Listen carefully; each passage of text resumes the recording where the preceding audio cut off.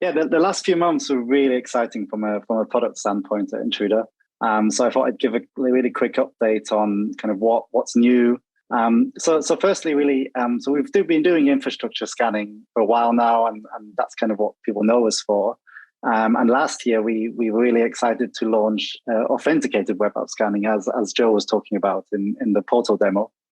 But we were speaking to our customers, and we found that like to really optimize our scanning capabilities for customers using modern web applications like single page applications, it would be really useful to have dedicated API scanning. So in the last week of March, we launched API scanning. So as Joe showed you, you can now go to that section of the portal on targets page, upload your Open API Swagger files, and then the portal will parse those files. And when you start a scan on those targets, it will automatically start scanning those endpoints for issues.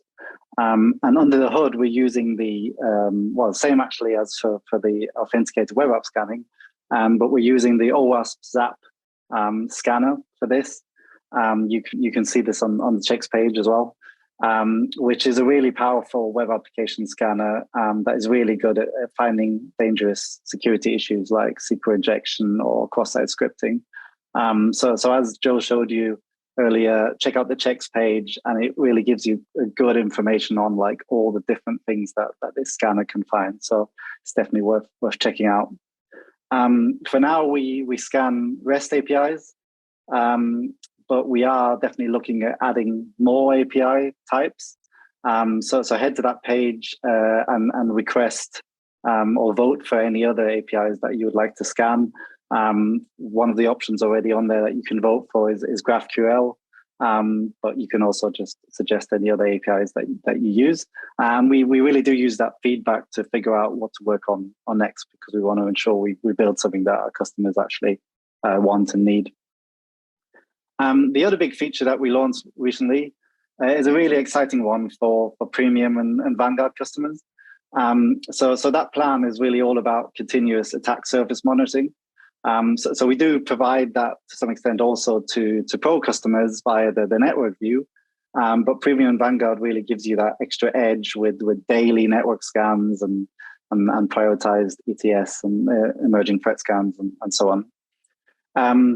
And so this new feature that we launched really recently is called New Service Scan.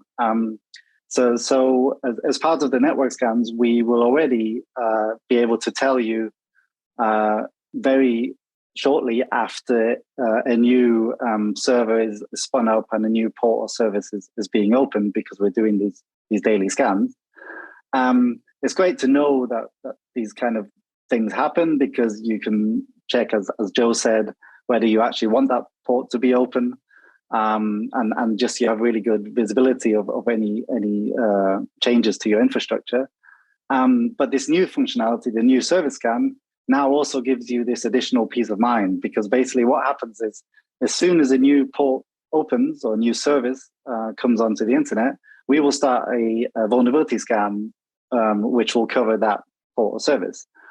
So you're basically you're ensuring that you not only know about these changes to your infrastructure, but you also have the peace of mind that you don't have any vulnerabilities there, and that's really the most important thing that matters. So it's a really nice feature, and essentially, once again, we're helping you beat the hackers. So like Intruder will find any issues that might be there before any hackers do, and that's essentially what it's all about, basically finding any problems before the bad guys do.